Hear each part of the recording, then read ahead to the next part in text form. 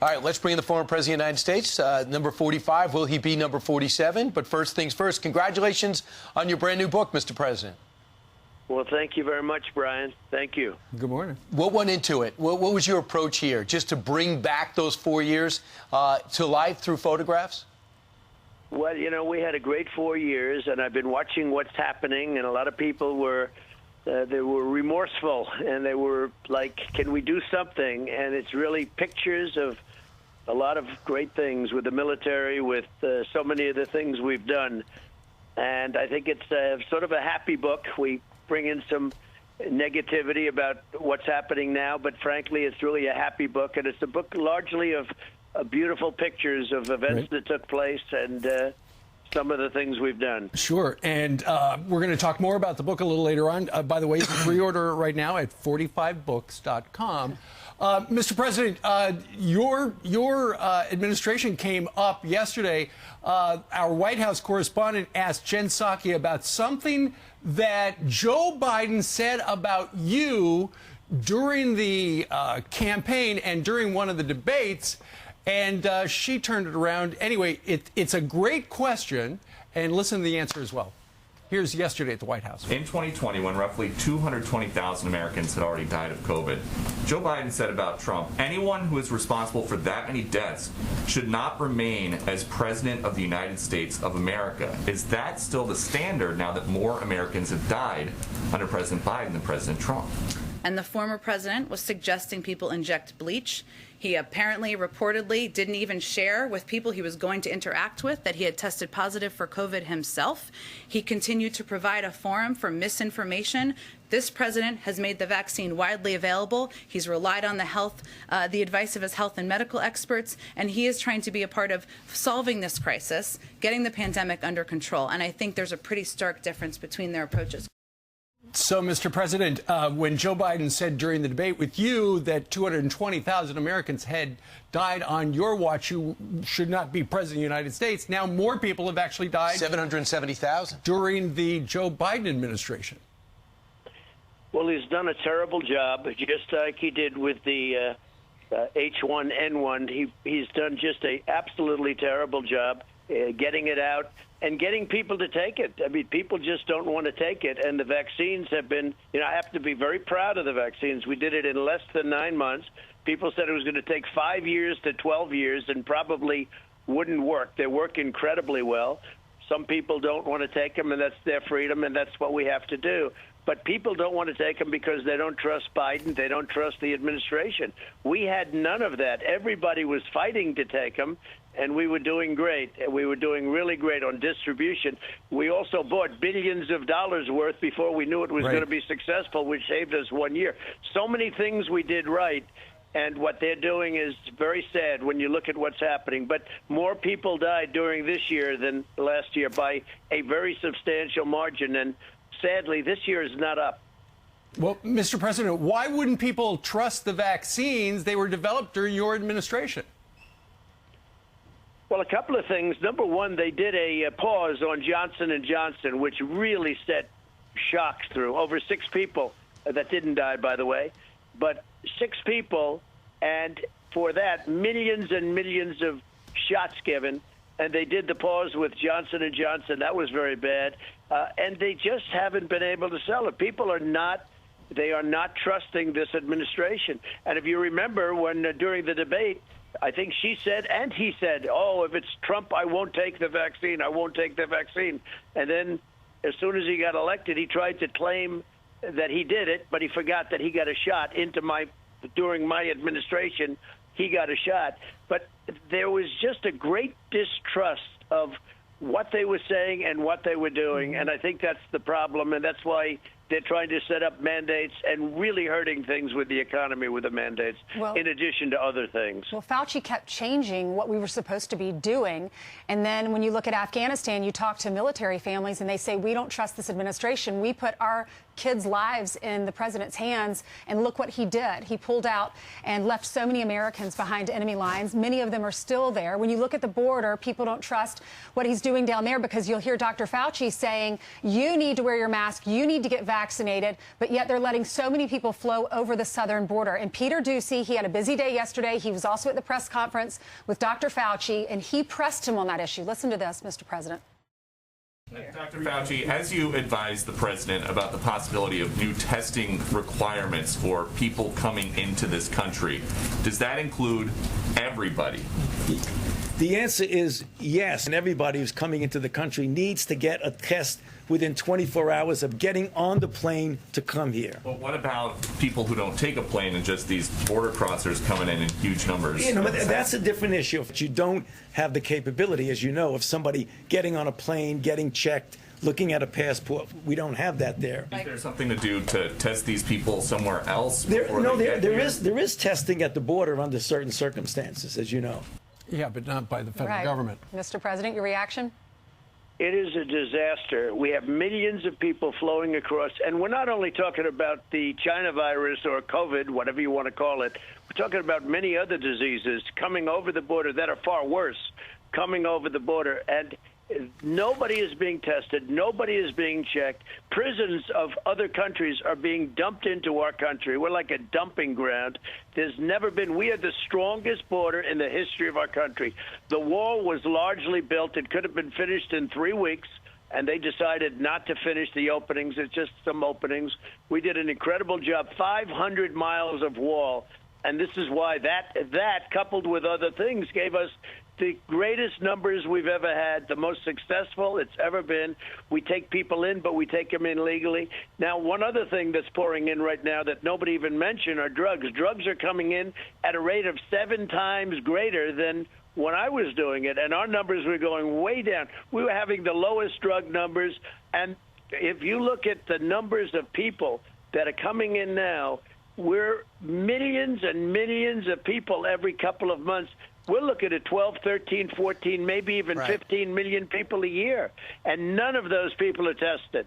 So it seems to me that the Remain in Mexico program that was widely ridiculed by the current president of the United States, now according to the courts, has to be re-implemented and officially goes back into production. Remain in Mexico starts again. But your policy is back in, I think, starting today. What's your reaction to that? Well, they should have never ended it. If Joe Biden would have come in and just gone to the beach, he would have been successful in many ways, because all of this stuff, the border was the best it ever was and getting better. Drugs coming in was getting at a level that we've never seen before. But is there a sense of gratification, Mr. President? Is there a sense of gratification for you personally that a policy that he ridiculed, the courts are making him put back in? No, because I want to see good for the country, Brian. It's so important to me. I want to see good for the country. There's no gratification. What they're doing is destroying our country. Our country is being destroyed before your very eyes, and I've never seen anything like it. The withdrawal from Afghanistan, you know, I got us there. We were down to 2,500 troops. The Taliban respected us. Abdul, I dealt with him a lot. He respected us. We were going to take the people out. We were going to take some Afghans out. We were going to take our equipment out. We left $85 billion worth of equipment. It's unthinkable. And they had a parade last week showing off all the equipment they took. It was like a surrender. There's never been a lower point in the history of our country. And don't think that China and Russia and North Korea and Iran weren't watching, because that was the greatest embarrassment in the history of our country, in my opinion. If you're just joining almost us, everybody's opinion. If you're just joining us, we're speaking to Donald Trump, former president of the United States, about news of the day. We're going to talk about his new book that comes out in a couple of days in a moment. Mr. President, we all know that there's a supply chain bottleneck. And Joe Biden yesterday essentially said, doesn't matter if you're naughty or nice this year, there are going to be problems. But he did say one person, and only one person, can promise whether or not you're going to get your stuff. Listen to this. If you watch the news recently, you might think the shelves in all our stores are empty across the country, that parents won't be able to get presents for their children on this holiday season. But here's the deal. for the vast majority of the country, that's not what's happening. I've also spoken with the CEOs of UPS and FedEx, which are on track to deliver more packages than ever. Now, I can't promise that every person will get every gift they want on time. Only Santa Claus can keep that promise. Okay, so he makes a joke out of it at the end, but it's a real crisis. If you were president of the United States, and clearly the administration did not plan adequately as the demand returned after COVID and the pandemic, and we're creeping back toward normalcy, normal times. But Mr. President, what would you do to fix the supply chain crisis? Well, first of all, it would have never happened. Nobody ever mentioned those words, supply chains. That would never brought up. We had perfect supply chains. We had an economy that was going like we had the greatest economy in history. We then had the China virus. We fixed it. We did a great job with it. And between not only that, the ventilators, all of the different things that we did, stocking up, all of the states, which, by the way, all of the cupboards were bare. And that includes the United States government. There was nothing there. We did a hell of a job. We've got no credit for it, but maybe someday we will. But we would have never had a supply chain problem. But one of the causes is the mandates, because a lot of people aren't working because of forced mandates.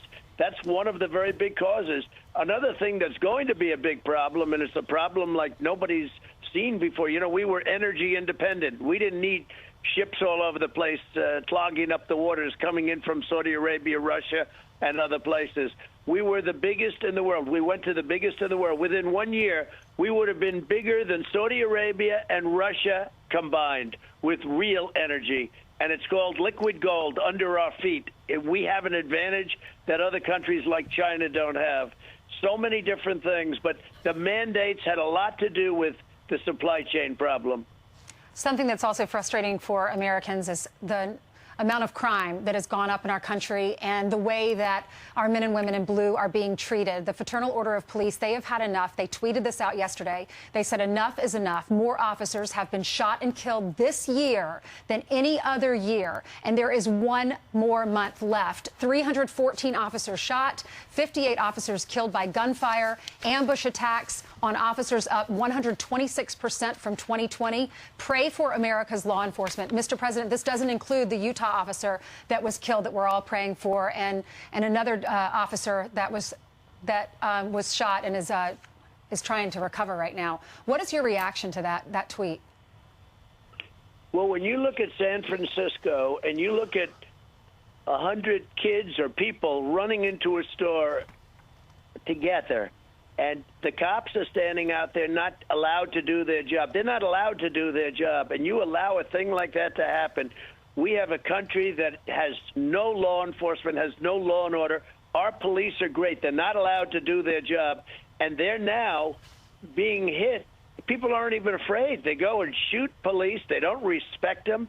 The people of our country love our police, and they do respect them, but they're not allowed to do their job. If you allowed them to do their job, that would stop and crime would stop. But they're not allowed. You look at what's going on in New York. You look at what's going on in Chicago. And look at what's happening in San Francisco. And it's happening in many other cities that they don't want to report about. The media, outside of you people and a few others, the media isn't reporting this problem. But where you have hordes of people running in, kids mostly, running in and stealing, robbing stores where drug chains are closing all their stores in different cities because they can't keep them open. We just don't have law enforcement. We're not allowed to have law enforcement. Our country, I'll tell you what, our country is being destroyed. It should never be allowed to happen. The police have to be given their power back. They have to stop the crime. They can do it, and they want to do it, but they're not allowed to do it. Mr. President, you referenced this a little bit earlier, and that's China. We know that they launched this virus unintentionally, perhaps. Who knows? They won't tell us. These killed 750,000 Americans and millions around the globe. We know they just disappeared their leading tennis player because she accused a former official of sexual assault. The WTA is pulling out all the tournaments there.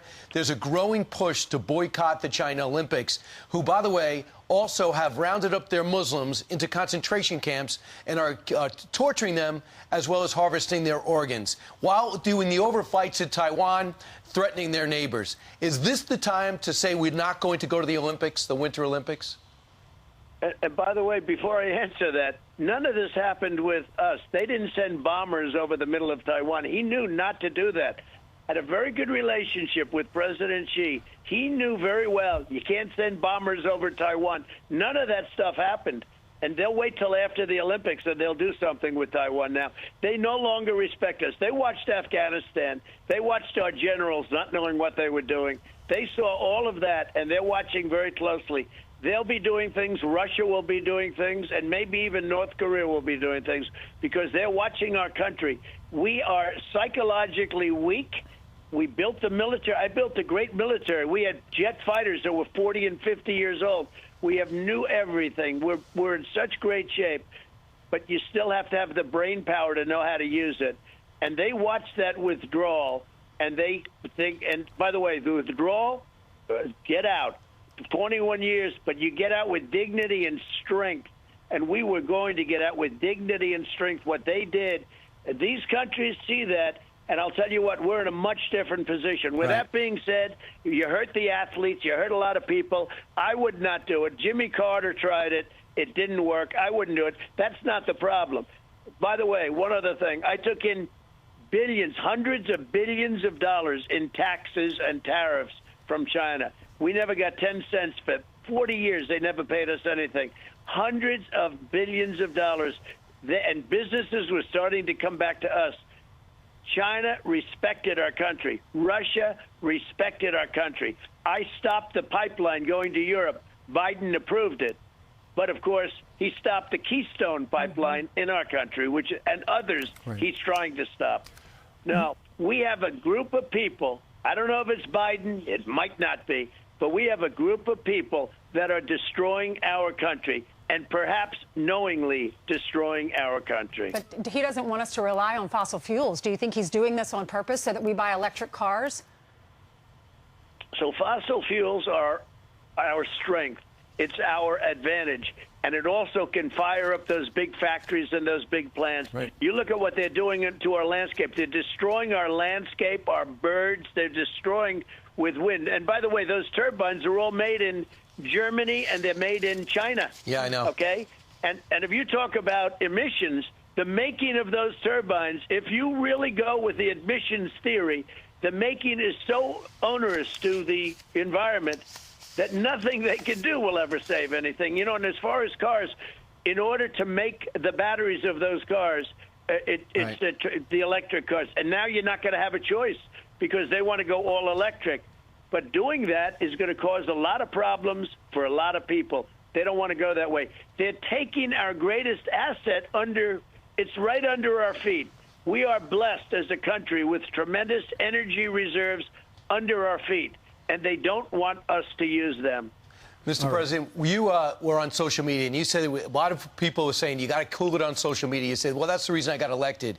Now that you're off social media, even despite January 6th and the investigation, everything that happened since, the impeachment that followed, your ratings, according to some friendly polling for you, are higher than they've been. Did you overrate the impact of social media?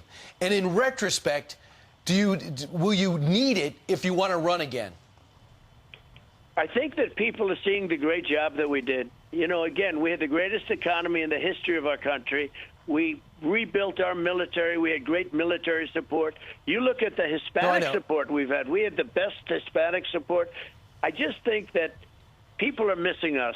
But what about social media, Mr. President? But what about social media? Nice. Did it hurt you more than help you? And now that you're off it and you see that nothing's really changed with your numbers except actually going up, do you think that you overemphasize social media?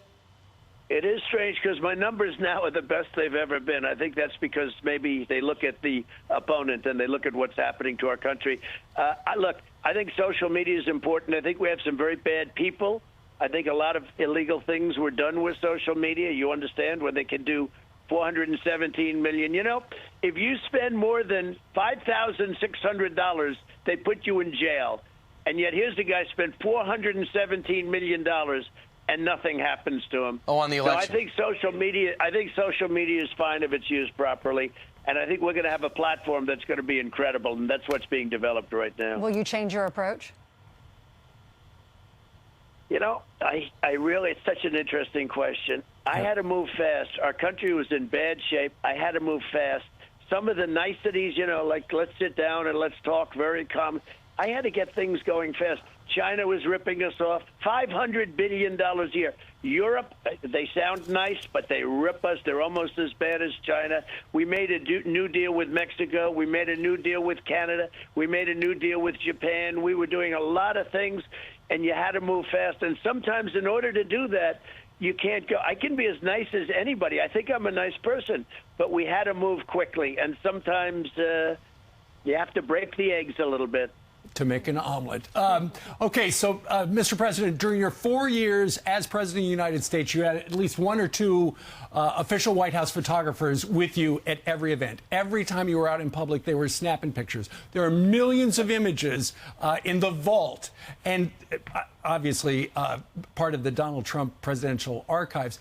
You've sifted through all of those, and you've put together the first book of your post-presidency. It's called Our Journey Together.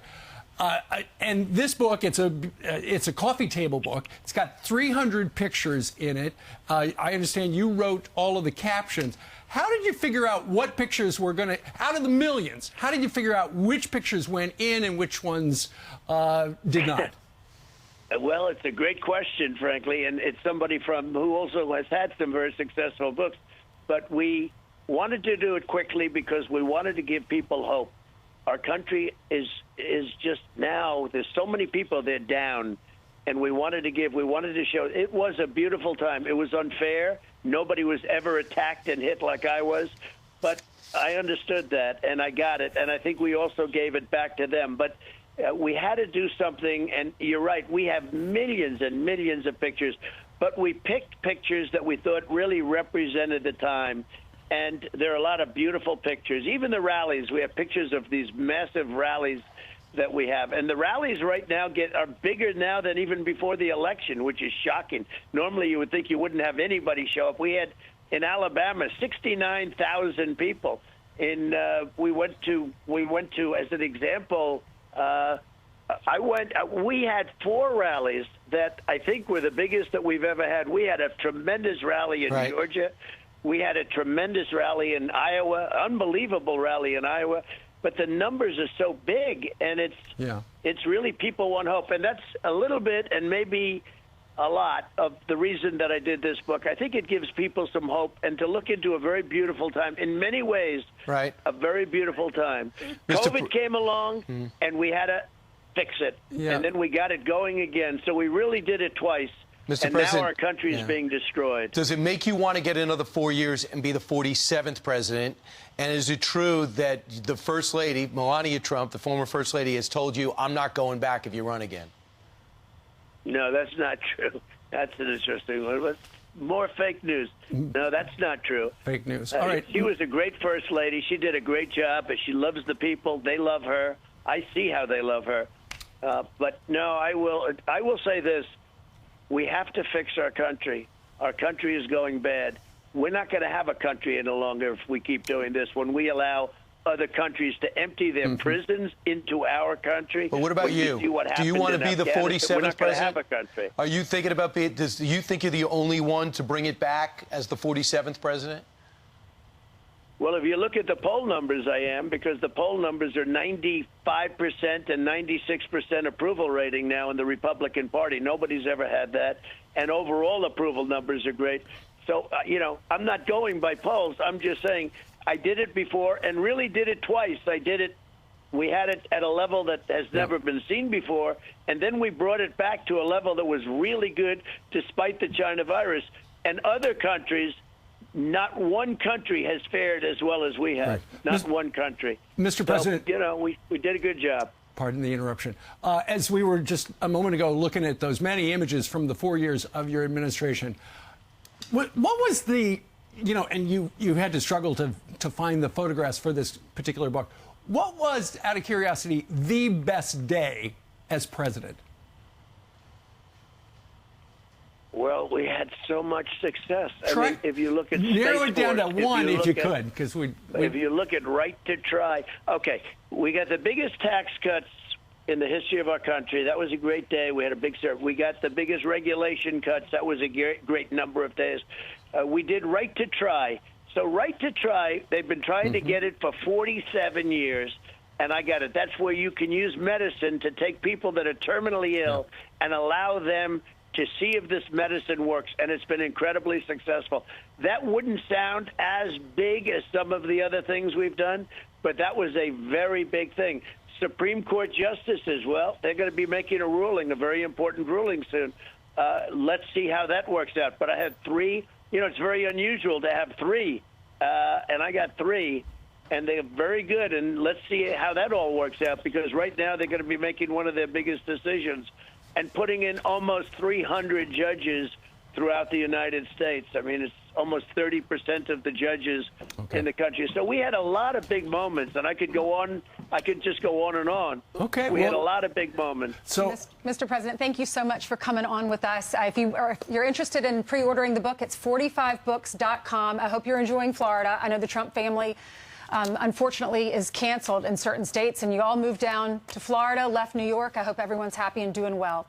Thank you so much for joining us. Thank you very much. Thank you.